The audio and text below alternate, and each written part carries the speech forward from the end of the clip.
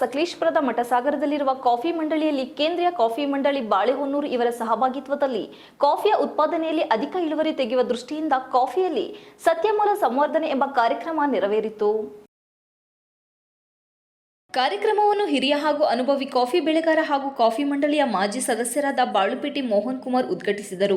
ಕಾರ್ಯಕ್ರಮದಲ್ಲಿ ಕಾಫಿ ಮಂಡಳಿಯ ಸದಸ್ಯರಾದ ಉದಯ್ ಕುಮಾರ್ ಹಾಗೂ ಜಿಕೆ ಕುಮಾರ್, ಹಾಸನ ಜಿಲ್ಲಾ ಫ್ಲಾಂಡರ್ಸ್ ಸಂಘದ ಅಧ್ಯಕ್ಷರಾದ ಪರಮೇಶ್, ಕಾಫಿ ಮಂಡಳಿ ಹಾಸನ ಜಿಲ್ಲಾ ನಿರ್ದೇಶಕರಾದ ಡಾಕ್ಟರ್ ಶಕ್ತಿ ಪ್ರಸಾದ್, ಕಸಿಕಟ್ಟುವಿಕೆಯ ಪ್ರತ್ಯಕ್ಷತೆ ಬಗ್ಗೆ ಬಾಳೆಹೊನ್ನೂರಿನ ಹಿರಿಯ ವಿಜ್ಞಾನಿ ಡಾಕ್ಟರ್ ಜೀನರವರು, ಡಾಕ್ಟರ್ ಬಿಆರ್ ಶಿವಲಿಂಗುರವರು ಬಹಳ ವಿಸ್ತೃತವಾಗಿ ತೋರಿಸಿಕೊಡುವುದರ ಜೊತೆಗೆ ಅತಿ ಹೆಚ್ಚು ಮಾಹಿತಿಯನ್ನು ಹಂಚಿಕೊಂಡರು.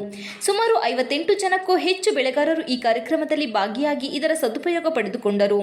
ಒಟ್ಟಿನಲ್ಲಿ ಮಠಸಾಗರ ಕಾಫಿ ಮಂಡಳಿಯ ಸುಮಾರು 58 ಜನಕ್ಕೂ ಹೆಚ್ಚು ಬೆಳೆಗಾರರು ಈ ಕಾರ್ಯಕ್ರಮದಲ್ಲಿ ಭಾಗಿಯಾಗಿ ಇದರ ಸದುಪಯೋಗವನ್ನು ಪಡೆದುಕೊಂಡರು. ಒಟ್ಟಿನಲ್ಲಿ ಮಠಸಾಗರ ಕಾಫಿ ಮಂಡಳಿಯ ಎಲ್ಲ ಅಧಿಕಾರಿಗಳ ಸಹಯೋಗದಲ್ಲಿ ರೈತರಿಗೆ ಉಪಯೋಗವಾಗುವ ಒಳ್ಳೆ ಕಾರ್ಯಕ್ರಮವನ್ನು ನಡೆಸಲಾಯಿತು.